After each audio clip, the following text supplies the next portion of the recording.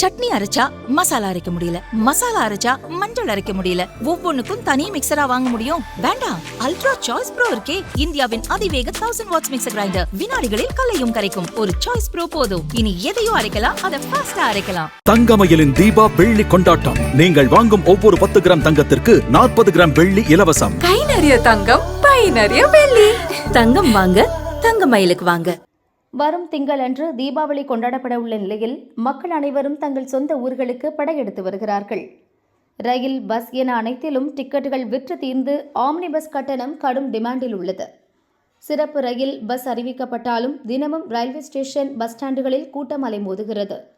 அடுத்த கட்டமாக விமான பயணத்தை நோக்கி மக்கள் செல்வதால் அங்கும் கட்டணம் ராக்கெட் வேகத்தில் உயர்ந்துள்ளது. நாளையிலிருந்து தீபாவளி தொடர் விடுமுறை தொடங்குவதால் இன்றிலிருந்து சொந்த ஊர்களுக்கு செல்லும் பயணிகள் கூட்டம் அதிகரிக்க தொடங்கியுள்ளது. குறிப்பாக தமிழகத்துக்குள் இயக்கப்படும் மதுரை, திருச்சி, கோவை, தூத்துக்குடி, சேலம் விமானங்களில் கட்டணம் 5 மடங்குக்கு மேல் உயர்ந்துள்ளது.